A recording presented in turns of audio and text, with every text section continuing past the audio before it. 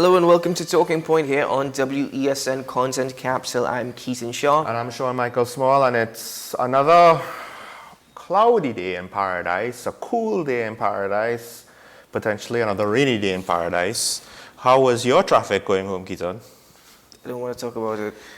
I actually was afraid of running into traffic because there are times when in Savannah you could get an hour to 2 hours just to go from one end of the north of the Savannah to the other end of the north of the Savannah, which is not that long. This is my karma, by the way. Because I keep saying on the morning I face no traffic now, and my co-host often complains about the traffic that he encounters on his travels to work. Now this is my karma because yesterday he got home in no time. Well, very fortunate and lucky. My thing is, how many times I had to put my car in neutral yesterday? It's just that my traffic is very. I find it difficult to predict because it varies from day to day, and then which day, how it varies now varies from week to week. At least before, what I saw on a Tuesday, I saw every Tuesday. Now it's all up in the air. I have no idea. But I've learned something, and well, maybe not learned. It's just confirmed yesterday that even when it rains, I'm glad there are some people actually that are very cautious in how they're driving. They will slow down, and because the roads are wet. Some parts of the highway, even on Rice Road, are water gathers in one lane, which can cause you to skid or slip. The worst drivers, rain, sunshine, Sahara dust, snow, hail, whatever it is we face in TNT.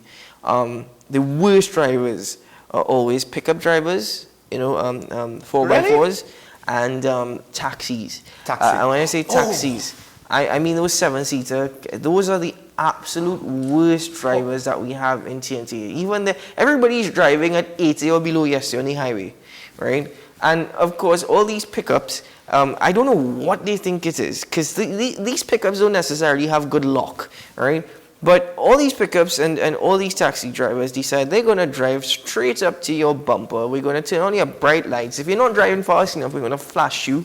And then we're going to try and overtake, and we're just speeding, and we're skidding in and out. And then on top of all of that, trying to get out of Woodbrook yesterday was an absolutely terrible experience. Why? Because people, I don't know what it is about rain. Oh, we have to get home right now. Some people say you have to get home before it starts to flood or this, and I understand that. But people are blocking intersections. You're stuck in traffic.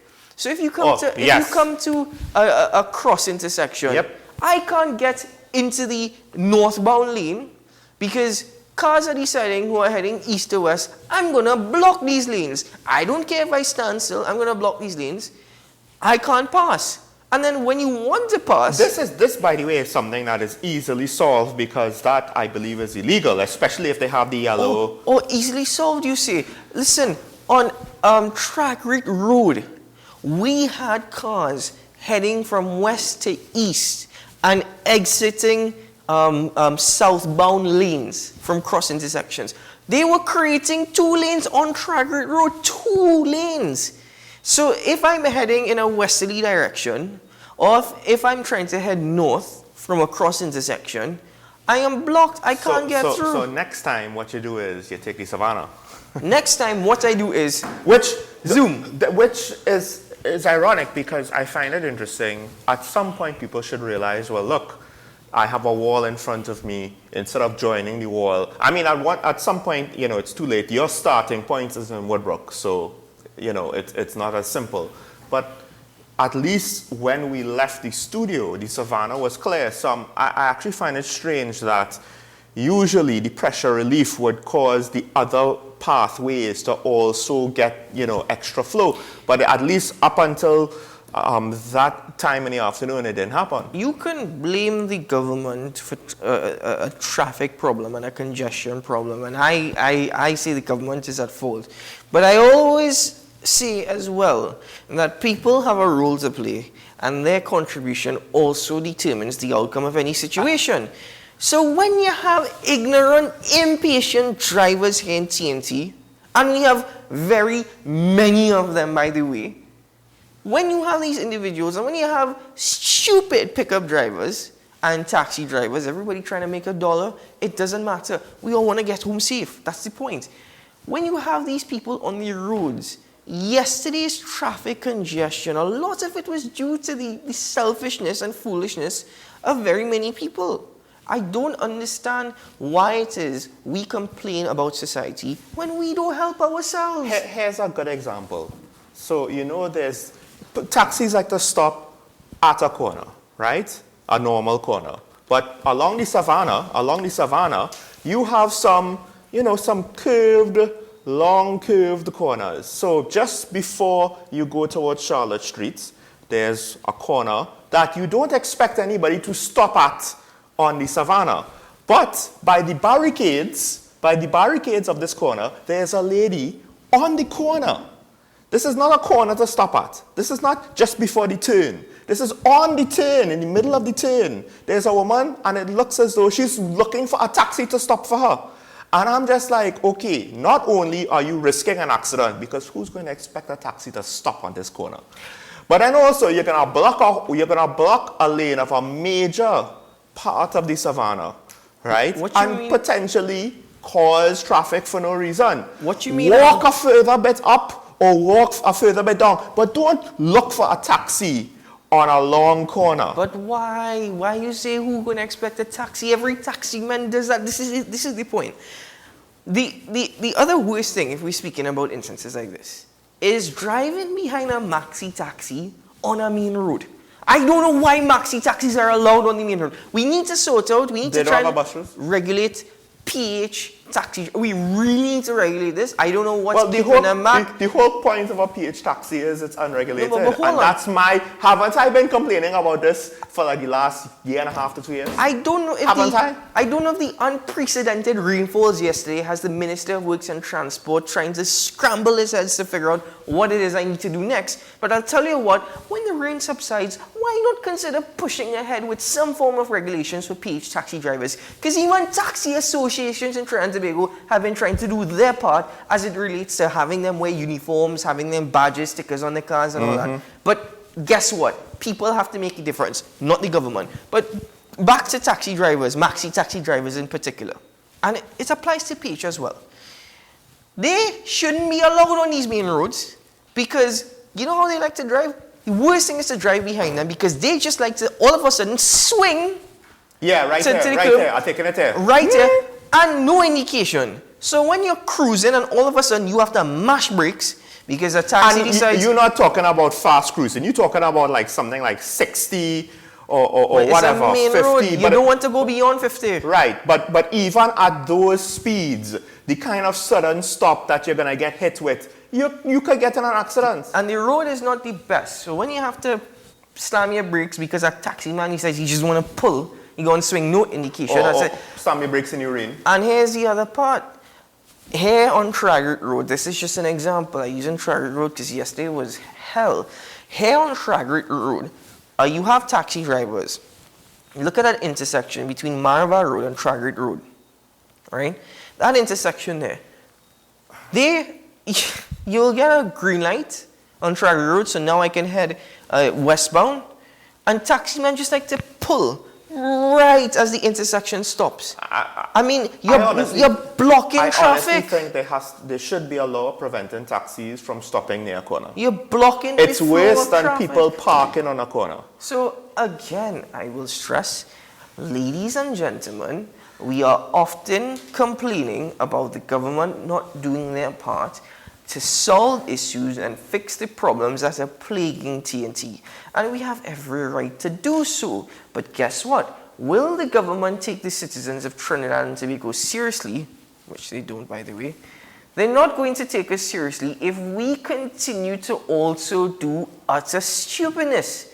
We have to do our part. We have a responsibility as well. And honestly speaking, what I witnessed yesterday, it only confirms that part of the problem here in TNT, and yes, a big part of the problem, is the people and the citizens of Trinidad and Tobago. Yeah.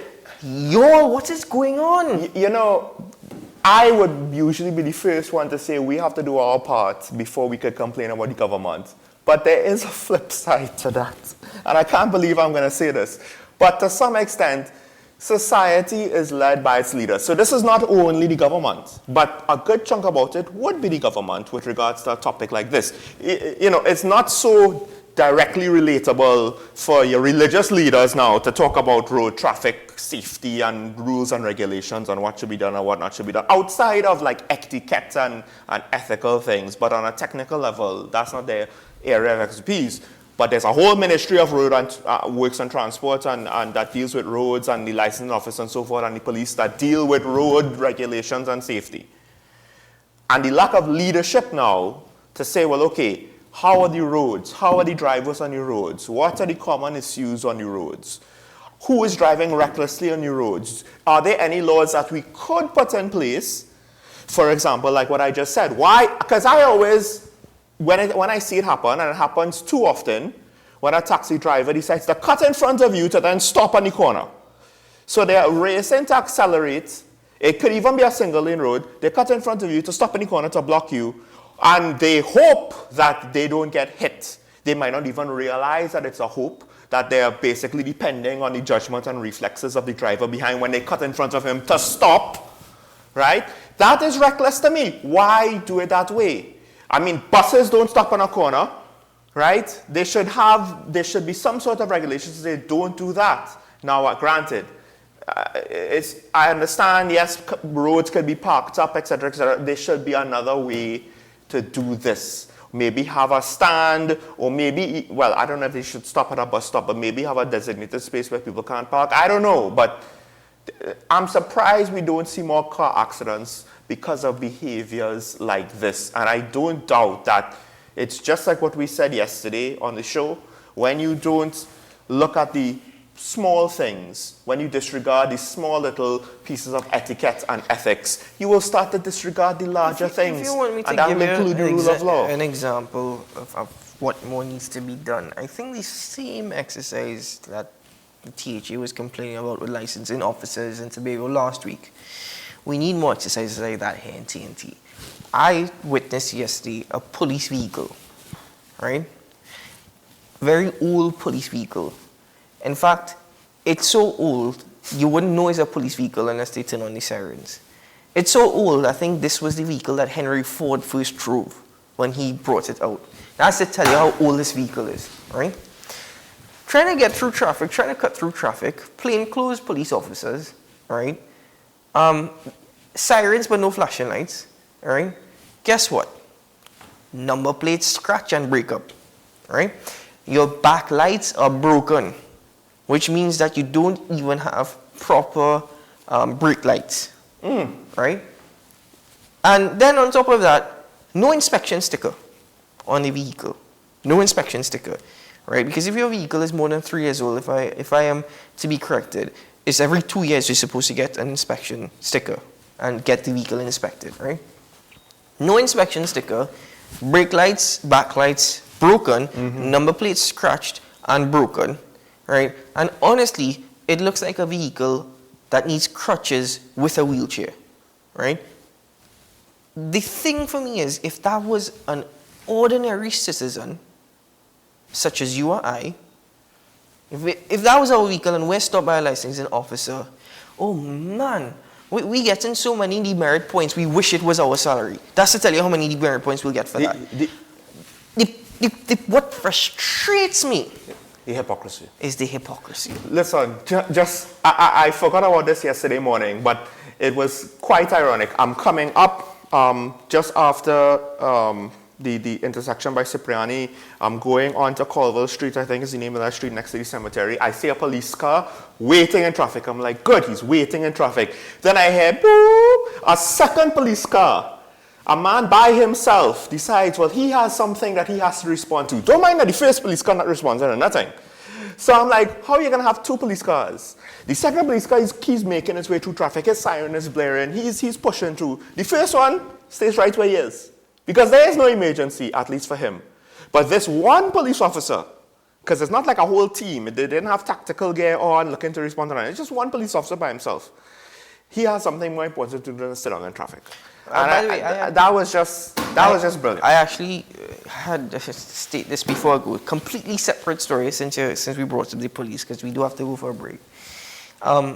I had cause to call the police station last night. I don't want to get into the story because I'm still dealing with it. But I had cause to call the police station last night. Contacted them 3 times. All right, 3 times. Okay, we're sending the patrol now. I still waiting on the patrol. Sean! Ladies and gentlemen, we're trying to laugh in order to kind of block the tears. You see, when national security apparatus also moves on Trinity time between the police and the fire service, no. Why, Minister, maybe that should be one of the things that is under your remit, Anytime making sure the clocks. Actually, I plan on raising this issue because I have all the information of the officers who call the police station, everything, and I plan on raising this issue when we get back our police ambassador. Folks, we have to take a break because we actually have things to get into in the next segment. Why? Police time different to Trinidad time, Red. At least on Trinidad time, we still show up. Just please keep yourself safe for the rains and the potential floodings, but we have to move on. First, let's take a break. When we come back, we will get into further topics of the day on our daily review. This is WSN's Talking Point. We'll be right back.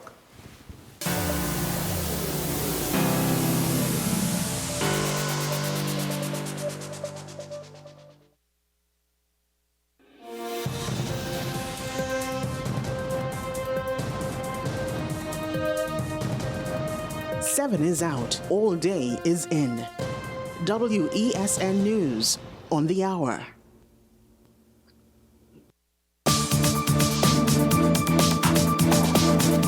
I am Rondell Donowa, attorney at law and host of Strictly Legal on WESN Content Capital. Strictly Legal is a legal program geared towards informing you, the public, of your legal rights, responsibilities, and remedies.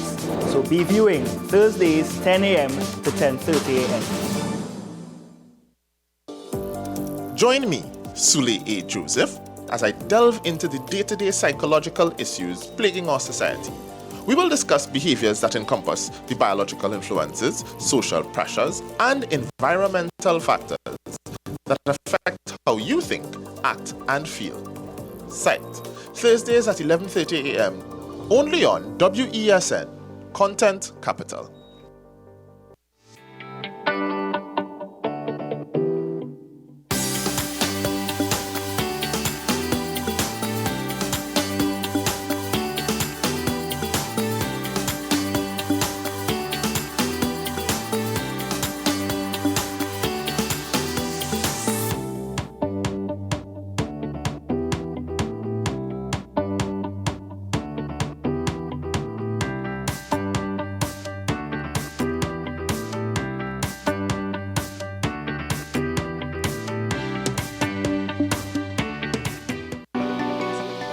The perfect mix of news, current affairs, talk, debate, mature discussions, comedy and sports.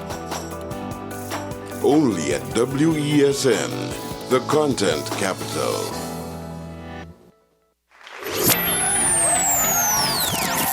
This May, the spectacular event you've been waiting for is coming.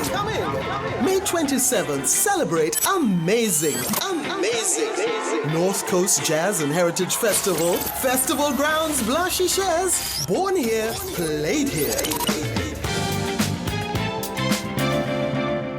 Tickets available at Crosby St. James, Kenny Sport, Extra Foods, Mart's Liquor Palace, 14 Diego Martin Main Road, and WESN, 38 Gattaca Street, Woodbrook.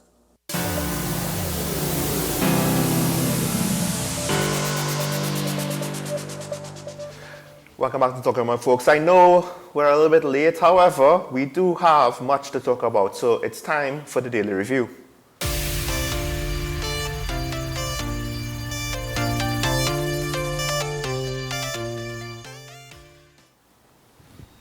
And our first topic, starting off, I am actually surprised that I did not necessarily think it through from this perspective before. The Prime Minister has come out and basically said that he has good reason not to work with Gary Griffith. And when I think about how things unfolded with regards to when his contract ended, when he was put on acting status, when that was removed, when eventually the whole Police Service Commission was dissolved and the meritless withdrawn and all of that, I do wonder, I mean, realistically speaking, even for Gary to think, you know, you're going to ask the Prime Minister to work with you after there was such a contentious situation and very much implied that he himself was under investigation for something serious enough for the president to make whatever decision.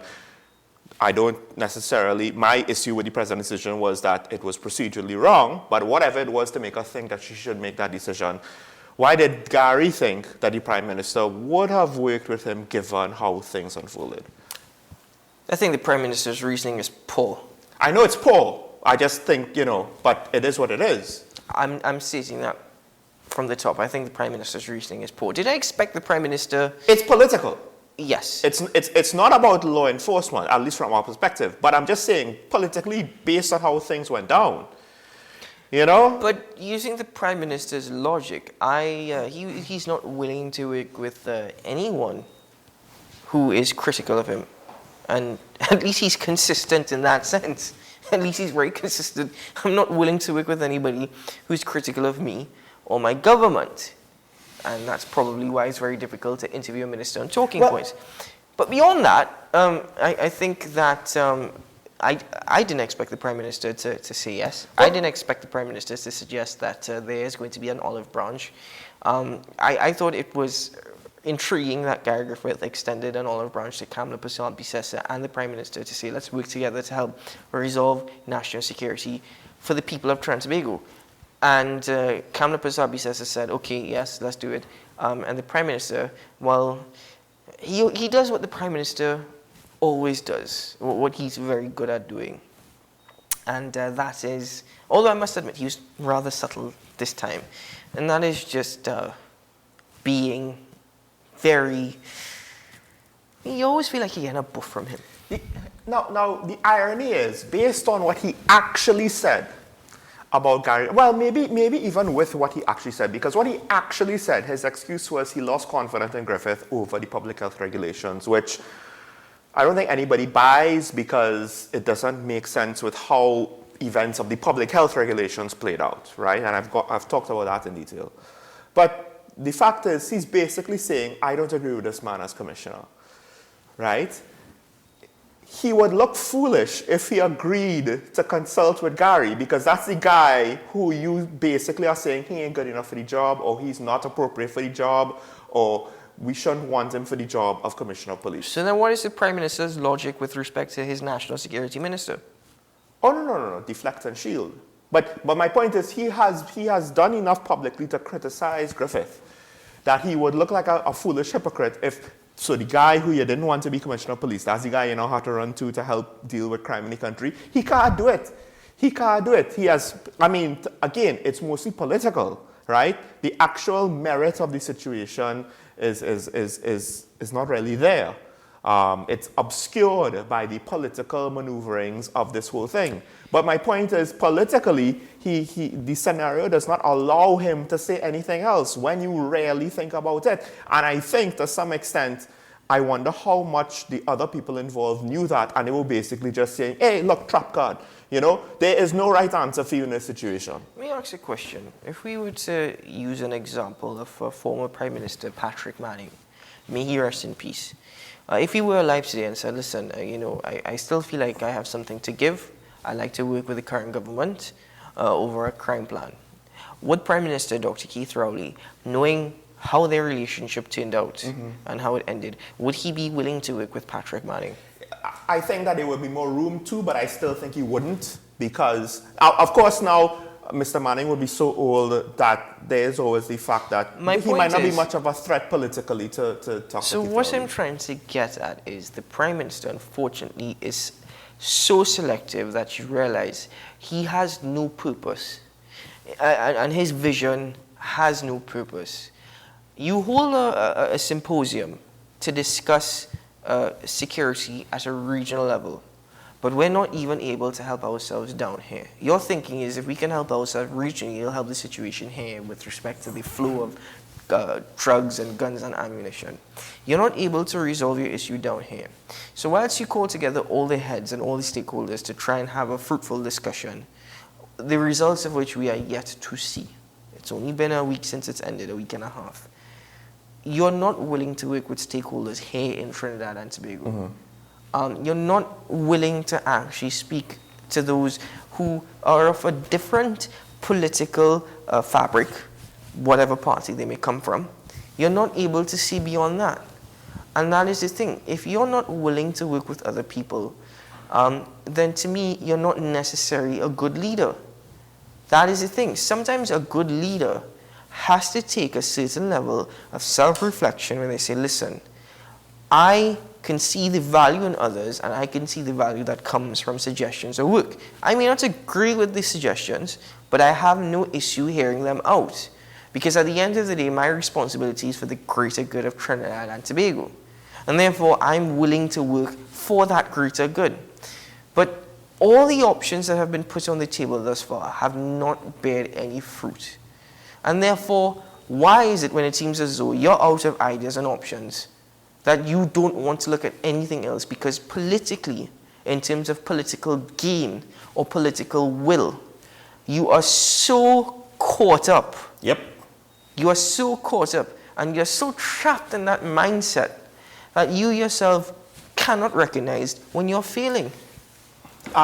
We have to move on, but one quick observation to show just what sort of unintended consequences bad decisions could have. The whole situation with the merit list being withdrawn, right? Do I believe it's due to how Gary conducted the public health regulations and enforced them? No. I think it's probably due with the FUL investigations that was conducted, started off by the PSA, which now is a contentious issue in and of itself. But my point is, by not trying to be transparent with your reasoning and doing things behind closed doors, because he denied that he met, or at least it was not confirmed, and it was heavily implied, or tried to imply that he did not meet with the president over the withdrawal of the list and all of that. But my point is, by messing up that situation, if it was the case where it was upfront and he was able to say so or give the public enough that, listen, we have this serious investigation, it has some serious implications, then it's easier to take what he just said. But he didn't lay that groundwork, he messed that up, so now he doesn't even have that to fall back on. I just want to quickly add, steering away from the topic for a moment, but you raised the issue of the FULs. One more very quick point. I think if you are investigating Gary Griffith or the investigations under his tenureship as it relates to the granting of FULs, I think also there needs to be a clean, thorough, transparent investigations from former police commissioners as well in Trinidad and Tobago, not just Gary Griffith, as it relates to granting of FULs. And when I say granting, I mean you could grant it to anybody. I'm alluding to the fact that we need to investigate who they granted it to, why they granted it to, if all the checks and processes actually were carried out, and exactly what are the grants. In other words, what are the licenses for, right? All that has to take place. Clean up the whole thing. We need to clean up the whole thing. We need to stop targeting whom we want to target. If an investigation brings forward evidence of any wrongdoing on the part of anybody, I don't care who your name is, I don't care what your political affiliation is. That is of no interest to me, right? At the end of the day, let them face the law. I mean, the whole judicial system is a mess as is. Well, but let them face the law. Speaking about the judicial system being a mess, interesting. I did not expect this. I did not see this coming. So after Justice Frank C. Prasad, he had his exchange or his... It wasn't necessarily an exchange because from what I understand, the Commissioner of Prisons wrote to the Minister of National Security and Justice C. Prasad took a bit of an offense to it. Like, I'm not under y'all, I don't work for y'all, and by the law, I could come whenever I feel the need to come on official business to inspect the prisons based on law. It says any time, any day.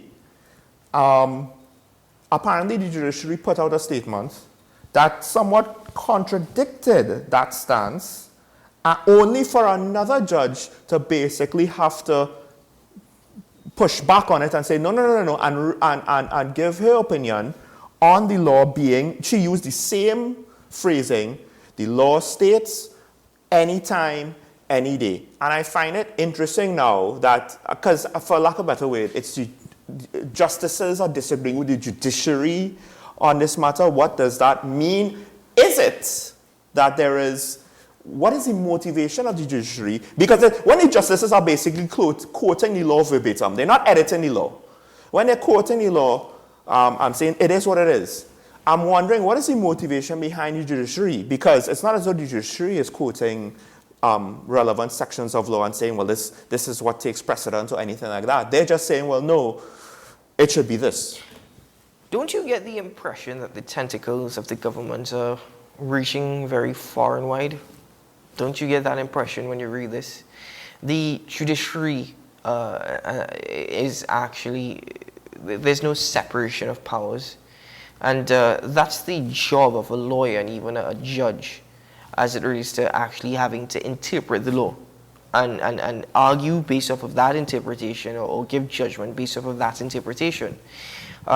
But for me, if I'm being honest with you, I wasn't too familiar with the law. So when this story arose and I was reading it, it was not something that I was entirely familiar with. And I think it's something that, even our guest commentator on Fridays, Janelle John Bates, she can probably speak to us about that as well. But on the face of it, my one interpretation is very much simple.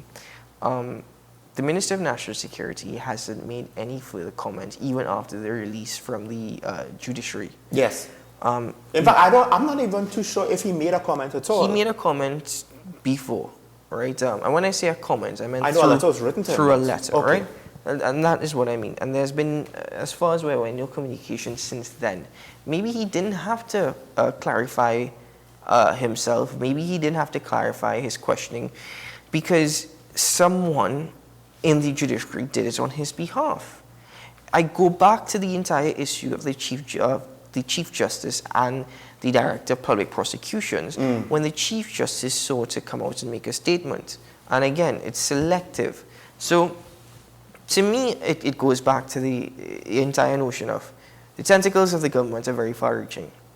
And they've infiltrated certain parts of the state that are supposed to be separate, and that is most likely what we are seeing here. But I'm due to be corrected on the law itself. The thing is, the statements of the Chief Justice, basically speaking, if we just think of it as a debate between him and the DPP, the Chief Justice statements look pathetically weak. Pathetically weak. He's basically saying, well, why didn't do this? And the DPP was like, because I wasn't given this, and this. Because I cannot do this, and this, right? And basically all but saying, why are you asking me these pretty foolish questions on why I can't spend money that I don't have? How am I supposed to do that? Am I allowed to raise money? Could I charge people extra fees in order to get this done? Where is the money supposed to come from? The sky? Now, in this case, the judiciary is saying, well, because of how it's normally done, right? And also, because there's an inspector of prisons, the inspector of prisons should inspect prisons. And it's basically trying to say, well, because of that, you shouldn't really inspect prisons, and the minister has the authority to, authority to make rules for the powers and duties of visiting justices, official ministers, ministers of religion, and personal aid societies. And I'm very much, I find it very, very frightening that the judiciary is going to lump visiting judges with those other things. Because the separation of powers, the checks and balances, first of all, you cannot equate a visiting judge to a visiting minister or a visiting member of parliament. Those are not the same things. Why would you not want, why would you prohibit members of the media or even judges? Why would you prohibit judges or even members of the media from seeing death row? Media, now there are security concerns, So on that basis, I'm willing to accept No, it. you're not allowed to take photos. In many instances, But- you're not allowed to. But why not but- write a report in it? Is the condition so appalling? There's also a risk of you just putting outsiders in a risky situation. No, I get it though. It does look as though that the prisons are looking to hide as much as possible. But my point is, for a judge who is visiting because he is sitting in on a case, he's not just, oh, I want to visit because I want to make a political statement. Maybe he wants to make a political statement, but he has a case, right? And according to the law, in the business of his duties, conducting his duties of overseeing a case, he has the authority to go and visit the prison. So to say now that the minister has the capacity to tell the judge what he can and cannot do and limit his authority as he is overseeing a case, that is a slippery slope. And whoever is I'm going to just say it plain, whoever is the fool in the judiciary, right, to think, well, no, it's only about in this small capacity. You open the can of worms. You set the precedent for that to now encroach further and further on the separation of powers. There's a reason why judges have so much authority to conduct their business. They are not supposed to be operating under the thumb of any sort of government minister. It's already encroached upon. It's not 100%, but it's already encroached upon. Well, they're making it very blatant. And that is also foolish. I think for some time it's been blatant. But anyway, ladies and gentlemen, you can share with us your thoughts and opinions later on when we open up the phone lines. For now, we have to take a break here on Talking Points. And when we return, well, we'll get into your Q This segment. Stay tuned.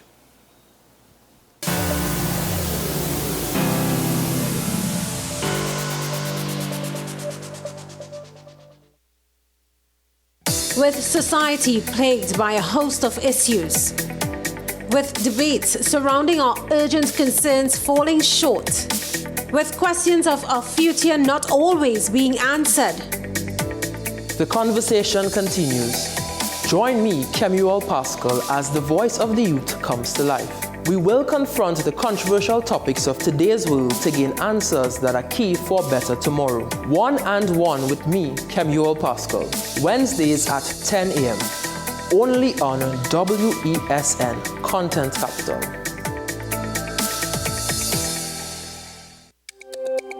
Every word, every line, every paragraph depicts a real moment in someone's life. A father, a sister, a mother, a brother.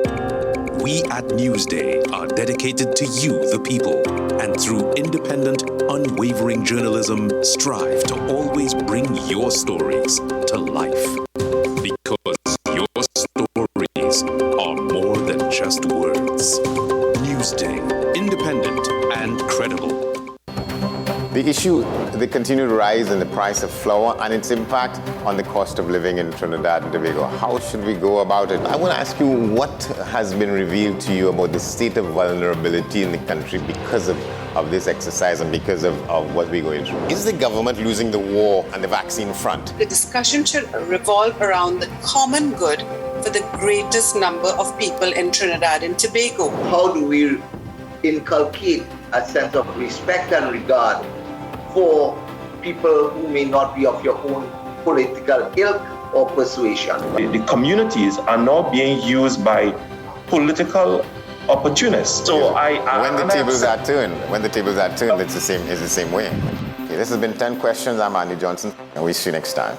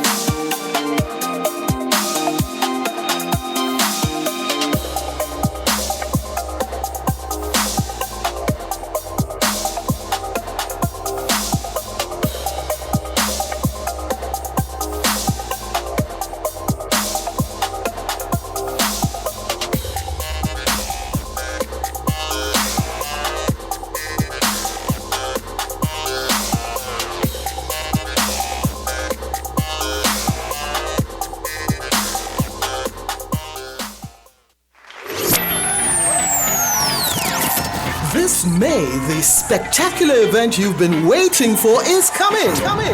May 27th, celebrate amazing North Coast Jazz and Heritage Festival. Festival grounds, Blanche Shares. Born here, played here. Tickets available at Crosby St. James, Kenny Sport, Extra Foods, Mart's Liquor Palace, 14 Diego Martin Main Road, and WESN, 30A Gattaca Street, Woodbrook. Balancing your career and work with your personal life is a struggle. I thought it was a good example I was setting for my kids. So they would see hard work, perseverance, long hours pays off.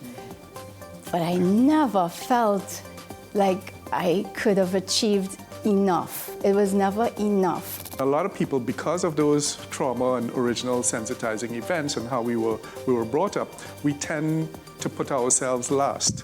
We tend to put other people first, work first, other people, and we tend to put ourselves last. And that is a recipe for disaster. What's Up, Doc? Every Tuesday and Thursday on WESN, Content Capital.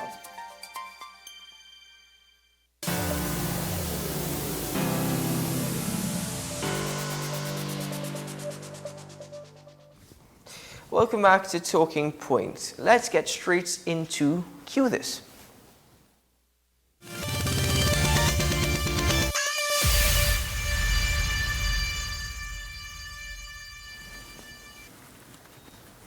All right, so today's Cue This actually looks at a presentation from the former Sustainable Development Minister, James Fletcher, in St. Lucia. Now, he has highlighted the need for St. Lucia to leverage its indigenous resources to meet its national development goals. Now, why are we showing this here on Talking Point? Well, I think we believe that it is something that is applicable to every Caribbean island, including Trinidad and Tobago.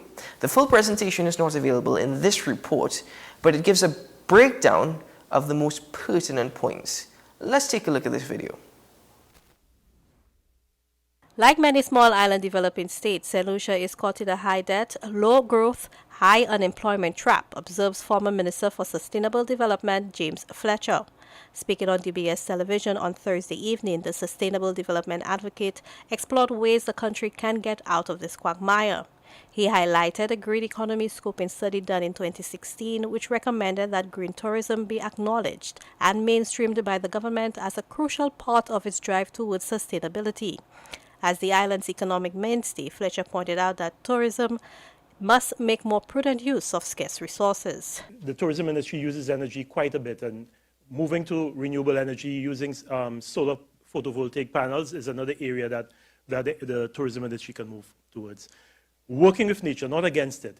Unfortunately, in all of our countries, this is Barbados, but St. Lucia is very much the same. We put our hotels right on the beach, the same places where we know will be inundated with sea level rise, with storm surges. There must be a greater symbiosis between the tourism industry and nature, because that's what the tourists come to St. Lucia for, and to many of our other islands, to see how nature, how we, the pristine beauty of our country. Fletcher says the country must also take a radically different approach to agriculture. It is time, he says, to move on from bananas, which once contributed a significant portion to the island's GDP. We also have to look at eco-business. If you were to go to Whole Foods in the US, Holland & Barrett in the UK, the products you see on their shelves are products, high-value products that we produce in St. Lucia. Soursop, powerful anti-carcinogen. Turmeric and ginger, powerful anti-inflammatories. Kokom Koulé, that's being packaged and sold. Whole Foods, Holland & Barrett, GNC. Why are we not doing that? Why are they the ones maximizing benefit from products that we are growing? According to Fletcher, the country needs to expand its use of renewable energy. Investing in renewable energy, he says, will increase the country's competitiveness in all sectors. There's a strong appetite for solar panels. We should have solar panels on every public building in St. Lucia. We should be encouraging people, like Mayor Motley has said, that the sun, people do not need any permission to use what God has given to them. Make it possible without any bureaucracy for people to put solar panels on their rooftops, those who can afford it. And when we looking at impoverished communities, the same way government puts in footpaths, put in solar panels in some of these communities and tell the people in these communities that they will never have to pay for electricity again. These are opportunities to improve people's lives. To take advantage of the economic opportunity, he says the country must invest heavily in its human capital. In that regard, Fletcher says the education sector must not only focus on the transmission of knowledge and facts, but also on developing critical thinking, communication, and problem-solving skills. For the DBS Newsworld, I am Zane Romulus.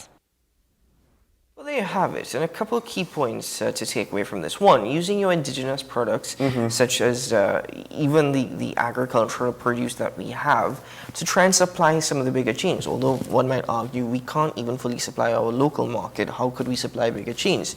The second point is, even when you take a look at our development in terms of our tourist sector, and I thought this was actually a good point, he says many of the hotels around these islands are actually based right on the beach, which isn't a good thing in terms of rising sea levels. But structurally as well, erosion is taking place everywhere you go. And the final point, which I raised yesterday morning, but I think is extremely important, is the use of, now I know you have your feelings about solar energy and wind energy. Well, but it's not so simple, but I'll get into that. The use of solar panels, or even as having it as part of any building code, right now, that should be something that should be implemented on every building. Let's start there. I am not a big believer with solar farms. I do think, though, and it has been shown to be practical to have individual solar operations, whether it is for a single house or maybe even for a large building. Now, as you scale up, the economies of scale and the technical difficulties, I think, potentially becomes bigger and bigger. But battery technology for smaller scale solar power generation and storage seems to be a lot more efficient, a lot more easier than trying to do it on a wide national scale, which is why I don't like solar farms. There are even wind turbines. I'm not too sure if it's already out in the market or if it's just a prototype, but I've even seen a small wind turbine. It's an upright mechanism. It's not like a fan blade. There's no blade, it's bladeless. Right? Basically, the blades turn in a different, it's on a different axis, right? But the point is, it could generate significant amounts of power on a small scale as well, with a small footprint. So again, it's a rooftop situation that you're looking at. Not all rooftops would be suitable for that, but sloped rooftops are good for solar.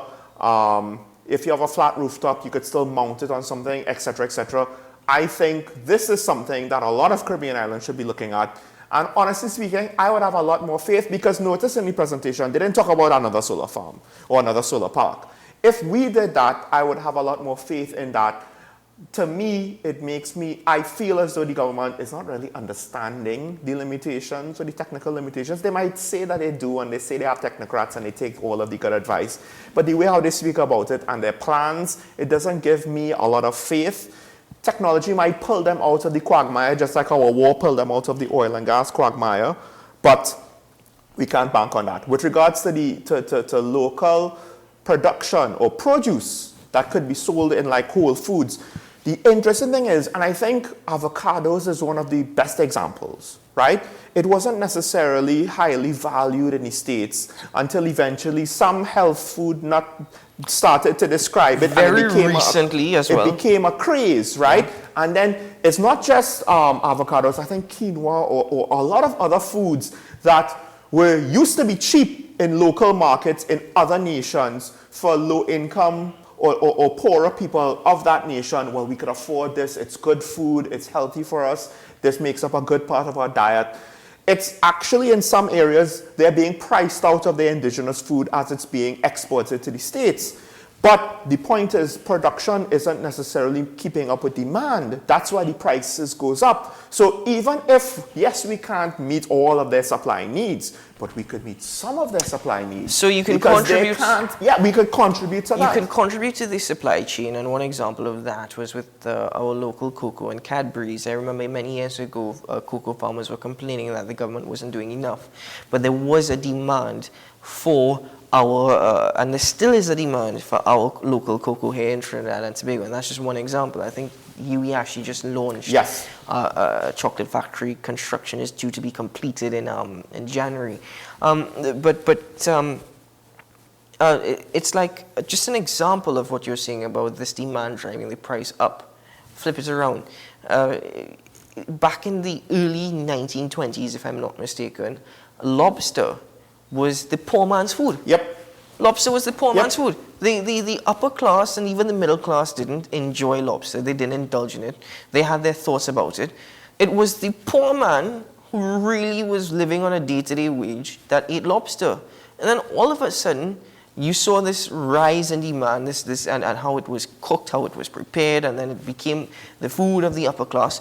Now, supply of lobster cannot meet the demand for lobster, and that's why the price is so high. But it's a similar thing with avocado. It's like one of these chains in the United States started their avocado subs. And that also, when suddenly this health crave came out, that avocado is the best thing for your entire body since sliced bread. Avocado is a go-to fatty food for a vegetarian. Right. That you just put it in so many different styles of cooking and types of food. Exactly. So there is an opportunity there. Back to the point that you were making with respect to the solar panels. I used the example yesterday, and I keep asking. I would like to be correct on this. I like to think that I'm wrong. This new Ministry of Health headquarters, which I'm sure you've seen around the Queen's Park Savannah, it's absolutely beautiful, looks amazing, huge, like a hotel. Headquarters, astounding. Do they have solar panels as part? Because if we're having solar farms, we want to reduce our dependence on natural gas for energy here in Trinidad. We want to, try and utilize it more for export purposes. In terms of all these buildings, why aren't new building codes? Why aren't there new building codes that suggest there's a cynical reason why. New buildings. There's a cynical reason why. Well, we get into that, but new buildings, all new buildings that are being constructed or renovated should have solar panels Well, there's two on their cynical roof. reasons. Right? The first cynical reason is because private investors don't want to pay the expense, right? Why do I have to? Because solar panels are upfront capital costs. Electricity is an ongoing cost that the tenant will probably have to pay. Why do I have to bear that cost for? So the government is not going to want to do that because some of their finances are in the construction industry. That's point number one. Point number two, I'm not going to get a photo opportunity if you put solar panels on your house. More importantly, and I'm not saying BP and Shell are involved in this sort of behavior, but I can't remember if it was you, Karen, who had the point, well, why did it hold up for so long? Maybe somebody was involved in this kind of behavior. I can't award new contracts if you're putting solar panels up on your house. I could award new contracts if we're making a solar farm. And new contracts as opportunities to enrich myself. Put it this way. The government were distributing light bulbs to its customers. I think they're still distributing light bulbs, and one rumor that was circulating suggested that it is actually one of their financiers that is supplying the light bulbs. So the government are purchasing it as a way of paying back, right? It sounds like one of those like kid shows when the evil government does something kind of silly. But in all fairness, if I'm not mistaken, I think the government has removed taxes on solar items. I could be wrong. I think they have. My thing is a lot more needs to be done than just that. You need to promote, you need to advocate.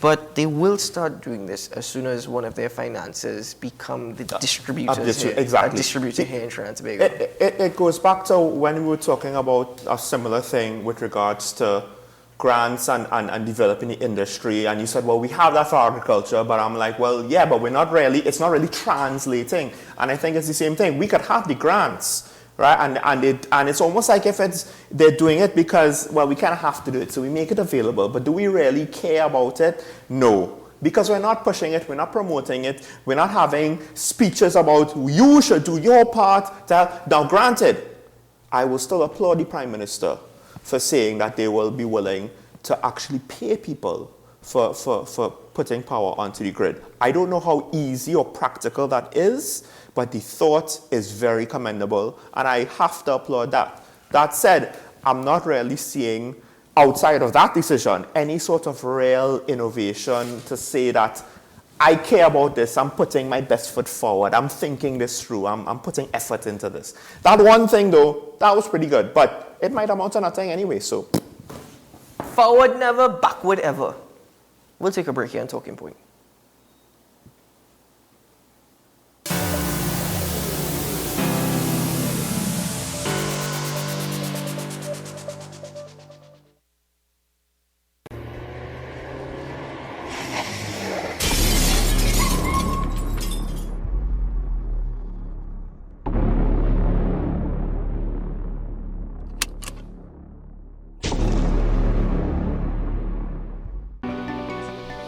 The perfect mix of news, current affairs, talk, debate, mature discussions, comedy and sports.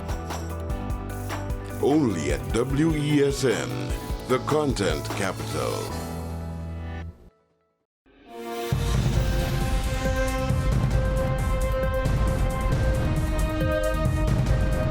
Seven is out. All day is in. WESN News on the hour.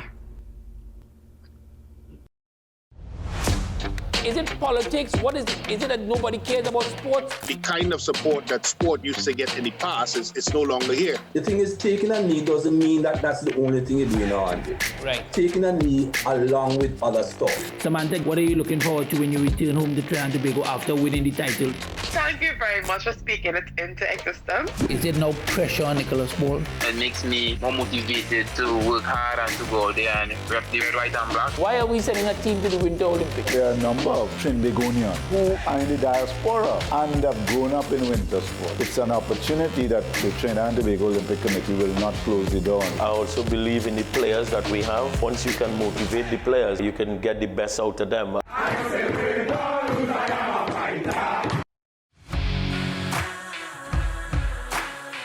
Every day, we communicate through stories. Stories of ourselves, our challenges, our goals, our experiences, and our aspirations.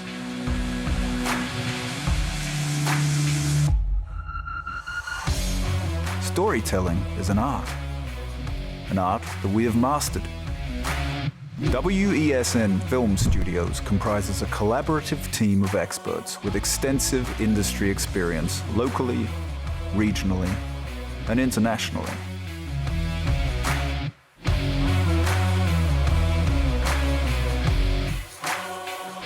The ability of your business to successfully communicate with your preferred audience depends on the strength of the stories you tell.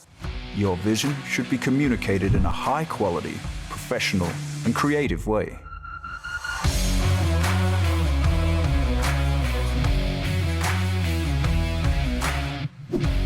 From concept to post-production, advertising to film, multi-camera productions, live events, streaming, and virtual conferencing, we are WESN Film Studio. Let your own unique voice be heard and your vision realized.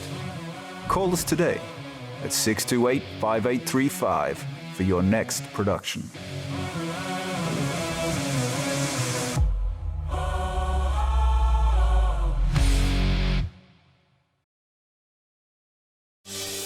Join me, Dr. Nalini Kokram, on What's Up Doc, where we discuss all your burning questions concerning health.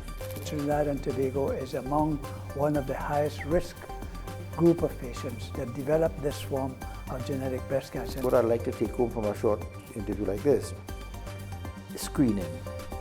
You must screen. Because it's silent. It's silent. Yeah. And because it's silent, you don't know it's there. What's Up Doc, every Tuesday and Thursday on WESN, Content Capital. What's the best way to grab the attention of viewers? Please exercise more patience.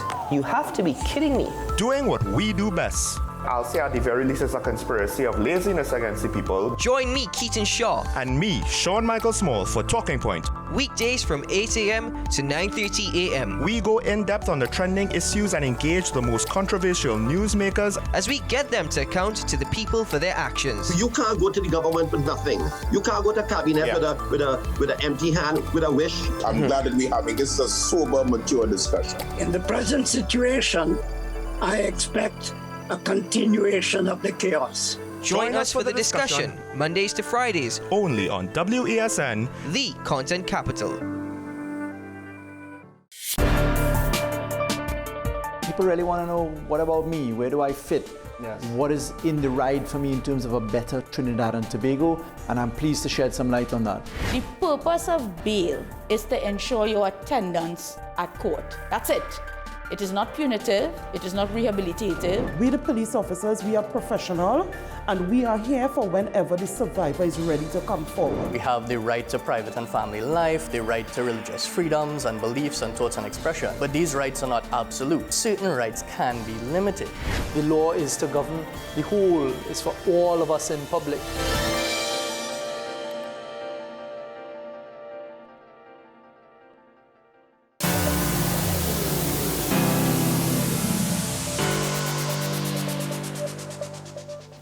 Welcome back to Talking Points, and thank you very much for staying with us. Ladies and gentlemen, let's open up the phone lines at this time and give you, the viewer, the opportunity to call in and join us on Talking Point this morning. Phone lines are now open and the numbers will appear on your screen very shortly. You can share with us thoughts on the topics that we discussed this morning, or if there's anything else that you'd like to get into, feel free to express your thoughts and opinions in a most respectful manner, please. Just in a most respectful manner. Kindly turn on the volume on your television and keep your contributions simple and sweet. Good morning, caller from Pitty Valley. Hi, good morning. Good morning, Sean and Keaton. Good morning.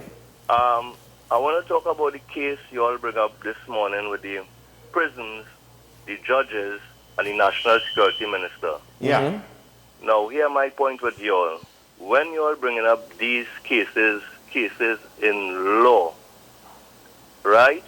The viewers have to be very careful when listening to y'all with cases concerning the law. Mm-hmm. Because y'all are not lawyers or judicial scholars.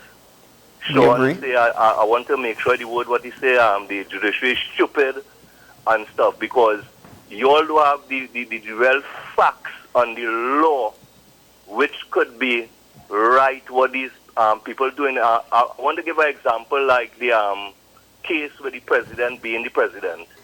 Mm-hmm. A lot of people went off, it is illegal, not illegal, ethical, politically this, that and the other. But in law, it was correct. What was this? In law, what was correct? It was, in law it was correct for the president to be the president. Oh, well, yes. There wasn't breaking no law. Yes. Right, so that's my point. So, but I'm pretty sure, your example is not exactly equating here, because we did acknowledge, and you yourself acknowledge that people who said the behavior was unethical did not say that it was against the law. Now, with regards... But you are picking up the point with the prisons and the judges. Right, yes, but caller from Pitty Valley, I hope you understand, and I hope whilst you're making your points, and it's valid to a certain degree, you also acknowledged that I myself said, whilst contributing to the discussion, that I am not familiar with the law and I'm not a legal mind. You did say that. And therefore I said I cannot comment on the law. You did say that, Keaton. Okay, but caller, there are two things. One, I pointed out that the judges pointed to a law and used they phrased the law verbatim. They did not edit. They did not give their interpretation based on past precedent. They literally said the law says this. It says it plainly. I will wait on Fridays when you'll have the young lady. Okay, and tomorrow. Miss Karen Nunes Teixeira, you have to be very careful when you're touching on law. You all are not lawyers. But caller, now with regards to separation of powers and ethics, that you don't have to necessarily be a lawyer to identify where the judiciary is setting up a pretty bad precedent politically. Yeah, because but the you don't powers know, Sean, politically. if they're not breaking any law. And if All right, gentlemen. Have a nice day. Yes, thank you. Gentlemen, I think we have an understanding, we have an idea. The commentary this morning spoke about ethics and the infiltration of the separation of powers. You are correct, caller, in stating that we're not legal-minded, and that is why we were very clear in saying that we cannot comment on the law because we are not aware. We said that, in fact, I stated we will wait on Janelle John Bates if she can describe to us exactly what the law is. Not describe, but state exactly what the law is. Let me clarify. If the law allows for the Minister of National Security to have that authority, then in my opinion, as an analyst that speaks with regards to politics, and I would like to say on basic principles of democracy, that law would be foolish. We have a caller on the line with us from, if I'm not mistaken, Diego Martin. Good morning. Good morning, Mr. Shah. Morning. Good morning. Small, and how are you all? Doing well. How are you? We're doing all right. I am very, very good, but very, very disturbed about an issue I saw on one of the dailies. And this is what the headline: Judge stays criminal charges against firearms dealer. And in that judgment, the judge was skating on two senior police officers, an ASP and a woman senior superintendent. And out of that judgment, I haven't seen the whole thing, but one of the things I thought he missed out is refer these two senior officers for investigation and disciplinary, because they flouted everything with respect to issuing 5 warrants. The judge also said their action was a contempt of the court, because the first judgment is to give back the man everything, and they went and execute. The judge also insinuating the way they asked for those warrants is questionable and might be bordering on illegal activities. He also said that these the main investigator was insinuating hiding information from the court. And all of this, based on the judgment, is that it came from the FUL. That is what evidence he gave, that he saw an FUL report. And my question is the police service competent to do these things? If you have these senior officer being pronounced on, and the judge indicating that they're not fit to hold public office, then, as I always said, the police service has collapsed. And this is what we have to do first. The opposition and the police service committee and the Minister of National and the Prime Minister must fix the police service. They recently, within Very the last quickly, 2 months, caller. Go ahead. a lot of senior people have been given ACP promotion. Are we producing people at the higher level? And I'm going back to Peter Principle. They are incompetent. And I'm frightened about that, because in a recent JLC committee meeting, the police commissioner, COP Erla, said, because they were asking why are the police assets all over the place, why is the audit? And her response was a lack of supervisory on the police. Right. What that tells you. All right, caller, thank you very much for your contribution. Thank you. Sorry, have a good we day. have a caller that's been waiting. Good morning, caller from Shogunas. Hello, good morning. Hi, good morning. You're on the air. Ethan and yeah, that's right. Morning. You all mentioned a whole lot of things. One of the things you all mentioned in passing is procurement. The procurement bill is absolutely silent on the implementation after you get somebody to do the services. The procurement bill is absolutely silent on the development of the project, which has a lot of influence on how the project will be performing.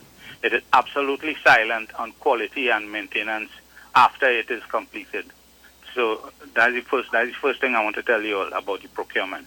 Procurement bill, it is so lacking in the areas that right now FIDIC, everybody talk about FIDIC. FIDIC has a whole dossier on procurement, And the procurement, to write a procurement bill leaving out FIDIC, all the contracts in the country for construction and so that go for tendering and so it is controlled by FIDIC, and FIDIC processes is something that we're not paying attention to. The next thing I want to tell you all is the last day I called and they tell me, okay, caller. I called to tell you all about the shortcomings in the Deepwater Horizon exploration. And that was very important to me because it will create employment and provide an opportunity for people to stay away from crime. Problem in this country is opportunities to keep people working in other areas. So the Deepwater Horizon, and exactly what I was telling you, only BP and our subsidiary as Shell is the people who are reading the papers, who doing the bid, right? And the last thing I want to say, to run this country now on taxing heavily and spending in the wrong areas for development projects, somebody should be looking at spending for development where employment is created so that people will have employment opportunities. Creating projects. We do not need projects right now. What we need right now is maintenance of everything we have. For example, Piaco Airport, it should be architecturally refurbished with nice finishing, like the airport in Orlando, or some of these airports all over the world, right? All right, caller. Okay. Well, thank you very much. Sorry, caller. We do have another caller waiting. That's been waiting for a while. Another caller from Chaguanas. Good morning. Good morning, gentlemen. Morning, caller. Well, this statement, I think it was yesterday, that politicians should retire at the same age as the public servant. That don't make some sense. There are two different things. A public servant is a normal worker who have to expend a lot of energy. The politicians on the other side are to provide oversight and to make decisions on law. And the people who were traditionally, not to do with political point, but people who were successful in whatever their normal activities were. In fact, there were many countries which had no retirement age for politicians or judges and these sort of activities because they don't call for that physical strain as the oversight and things goes. We talked yesterday about the judiciary and giving notice and whatnot. And there's a reason for that. The judiciary, when they go to check there, is usually because somebody talk about certain conditions. And if you give notice, those fellas will make sure you ain't see that when you come up there. That's the reason for it. Any questions, gentlemen? Just the last part of you said if they give notice. Yes, when they're going to visit the... But I believe that the Justice Superstar did give notice. That was why the commissioner was able to write... what he going to do. Yeah, but that's why the commissioner was able to write... Lawyers have read out that the law is clear. They could go any time and don't have to give notice. Right. And that's the reason for that. All I'm saying is to prevent them manipulating the position. Yeah. Thank you very much for your contribution, caller. Thank you, caller. Have a good day. No, I do understand. When you leave things like that, it can be manipulated or taken advantage of. But I do believe that he did give more than enough notice, which is how the communication beforehand was able to take place. My one thing, and he's going to blame me for saying this after he's hung up, but Professor, you keep saying that politicians are supposed to be successful in their respective fields, but we have politicians whose field is politics. And they technically, yes, you could say that they're successful if they win their elections, but to say that they have any technical expertise in a field outside of how to win elections, I wouldn't even necessarily say politics, because the lack of skills in communication and public speaking with some of these politicians is glaring, and quite frankly, not only are we having the world pulled over our eyes, but we're having the world pulled over our eyes by people who can't even really do that part of the job very well. So I understand what you're saying with regards to we don't necessarily want to cap the age, that people who have great contributions to society and the capacity to do so, because it's not always demanding, but one could even say it could be physically demanding with their schedule. I actually think that sometimes the idea of capping their age came from the fact that some politicians don't know when it's their time to let go and retire. Yep. That is where the entire idea came from. And you're right, a public servant is very much different to a politician. If you need any guess as to how, simply look at the pension packages of both. You know, the one thing that they were able to unilaterally agree on, both sides of the aisle. You know, you can live comfortably. Well, not comfortably, but you can live on a $6,000 pension. Yeah. That's if you're collecting your pension and your NIS. Yeah. If you're collecting just one. How is anybody surviving on $3,000 now? We have a caller from San Fernando. Good morning, caller. Hi, good morning. Good morning. Morning, gentlemen. Good morning. On the issue of that letter from the judiciary on the comment with Frank Prasad, you know, that is just a storm in a teacup. That is just a continuing running battle between Frank Prasad, Carol Gubin, and the Chief Justice. So that is just not worth a comment. Mm-hmm. That is what I would say about it. On the issue of the Prime Minister not wanting to meet with Gary Griffith and his comments, you know, I totally agree with the Prime Minister. And for some of the reasons, why what you all have indicated, especially Sean. However, if you all would use your good connections to get some inside information, you all would understand how serious the issue was with Gary Griffith for the Prime Minister to have to do the overreach, in my opinion, to get rid of Gary Griffith. I am telling you, it is grave, and Gary Griffith should not even be allowed into politics in this country. And the thing is, I would like them to come out and say, I would like the government to come out and say that report that they wanted to lay in Parliament would have exposed so much, and the population needs to know, because we need to know who want to go up into politics to try and run this country. Yeah. Because we need to be protected from some of these people. Mm-hmm. Because you all know I would speak frank on some of these issues. Yes.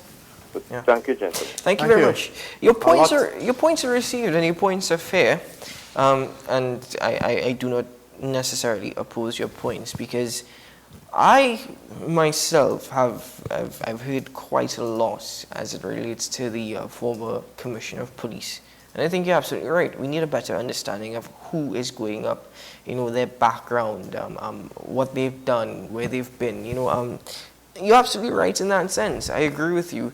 I think the issue for me is, even if the Prime Minister has decided I'm not working with Gary Griffith, the Prime Minister has also suggested that he's come many times to work with the opposition leader within the walls of Parliament, and the opposition has constantly opposed everything. Yeah, but that sounds like, well, I went to Parliament, so technically this is me trying. This is why I use the example of Patrick Manning. Yeah. And to me, who is the Prime Minister? This is the whole point that I was trying to get at, and maybe I didn't communicate it in the best way. Who is the Prime Minister willing to work with, right? Because I think what it is now is who is willing to work with the Prime Minister. That is what the conversation has been. To me, who is the Prime Minister willing to work with? It's two completely different things. It's hard to give the Prime Minister the benefit of the doubt when the track record suggests that, well, to be fair to him, nobody really works with anybody. I'm not necessarily thinking that the offer made by Gary Griffith was done completely in good faith, or the agreement. Well, the opposition leader didn't say that she would. She just said she was open to. So she didn't even necessarily commit herself to it. But I will say this. I think the key thing is, Prime Minister, the caller from San Fernando said the Prime Minister overreached to try to deal with a situation that might be even more serious than we think. I actually have no real judgment or opinion with regards to the situation that was potentially at the heart of these decisions. My issue is the decisions, they broke procedure, right, in a manner that puts the integrity of all of these processes at risk, right? There's too many questions on the transparency and accountability. So I can't give it the benefit of the doubt. Now, to be fair, on a pure, this is what's best for the country, both sides could be right. I don't know who is necessarily right. And quality might be right about that, but procedurally it was so bad. And I think this situation, it's a political situation to be sure, right? Before anything else. But this situation is just showing you the consequences of the overreach. Now, technically, to a small degree, Gary has backed the Prime Minister into a corner. And I don't think there's any right answer for the Prime Minister in this. Because he's going to kind of look us kind of foolish or wrong either way. If he said he's going to work with Gary, but that's the guy you tried to sack. If he said he's not going to work with Gary, well, you're just adding to your track record of not working with anybody. So it's going to look bad. And therein, if you do things properly, as much as possible from the start, you leave yourself less vulnerable. There are less holes to poke at you, which is a lesson that I keep trying to see. But the politicians, they seem to not care. No, it's fine. We will say whatever is convenient today and change our tune tomorrow, and the public isn't going to call us out on it. And you know what? The sad part is, to some extent, they're right. They're right. Because they get away with a lot. Well, that concludes the call-in segment here on Talking Point. Thank you to all your callers, all our callers, for your contribution this morning. The phone lines are now closed, so the numbers should be off of your screen in a moment. But as are you hearing that outside? Oh, is it rain? It's rain. Is it? It's raining. My hearing is very bad, apparently. No, it's actually raining so heavily that we were hearing it. You're not hearing it, are you? No, I think. So you know what that means? I'm gonna try and get it out of Port of Spain as early as possible. Oh boy, I don't know if that's gonna work for me. I can't bear to face what I faced yesterday again. Quickly, Keaton, though, we spoke yesterday with Karen that we came to the conclusion we probably need a lot of outside intervention locally. And one of the callers brought up a judgment where the judge found fault with how the police handled that investigation. Yes. Just quick opinion. We'll have more time to dive into it. Whether or not we need outside intervention. Not just to stop crime, not just to stop international crime, but actual crime locally. I think outside intervention may help. So as long as outside intervention is strong enough to not be influenced by internal factors. Will we give them the authority? I do not think we are willing and we are open to outside intervention. That's a completely different conversation. We probably need it. We're not willing and open to it. And if we can be honest with ourselves and accept, we don't want nobody from foreign coming and telling us how to do, what to do, how to do it, and how we should live, and what we should be doing. Isn't that why they ran Gibbs? He was telling them, don't sleep in the station, but get out on the streets and work. Listen, I think the police officers were sleeping in the station last night because I'm still waiting for them to show up. I still am, and I plan on pursuing this as just one example. It's the Tunapuna police station. They are, they have some good officers there, but you have so many bad apples and I don't necessarily mean involved in any criminal conduct. I mean bad apples in the sense that your duties and responsibility as a police officer, like you don't even care to do your job. You just have to collect a salary. And it is terrible, the service from the Tunapuna police station, from many officers, not from all. Just before we wrap, caller from San Fernando, I understand your point with regards to the Chief Justice, Judge Justice Gobin, and C. Prasad's situation. I don't care about the fight between anybody in judiciary either. My concern is the fallout and the consequences of what it might mean to the separation of powers and accountability in the country. That's all, the bigger picture fallout. But he is right, though, in saying that it is a storm in a teacup. Because if you look at the two judges that have spoken out, it's always the same two judges. It's always Justice Carol Gobin, or always Justice Frank C. Prasad. But if no one else is willing to speak, am I going to be quiet? Is it that no one else is willing to speak? Or is it politics within the politics. I get that, but I'm judging the judiciary statement just on its own, and I find it alarming. I think there needs to be greater separation of powers. That goes without saying. Yeah. But at the same time, if I am to be fair, I will also acknowledge that all judges, not just one or two or three, all judges need to be of no political influence, especially in carrying out their duties. And I agree. Leaving it, if a judge is saying, well, Frank will talk about it, don't let one man have to do that all the time. It weakens the situation. If other judges agree, they should also, at least on something, if it's clear-cut, speak out about it. Don't just leave it up to one man to do it. Anyway, ladies and gentlemen, that's it for Talking Point. The rain has started outside, so Sean and I are going to try and grab a cup of coffee. But for now, definitely have coffee. A good day. Today is a good day to have a good day, and hopefully no ignorant drivers on the road as I experienced yesterday. I mean, I'll always have ignorant drivers, but yes, it just seems as though everybody didn't care. Folks, if you have to be extra cautious, just be extra cautious. It's fine. If you have to be patient, be a bit patient. Yeah, be a little bit patient. Be a little bit later. Be a little bit slower. Better to be late than sorry. Ladies and gentlemen, this is Talking Point. Should things go well, and we certainly hope they do, fingers crossed. We'll see you again tomorrow morning. Bye-bye.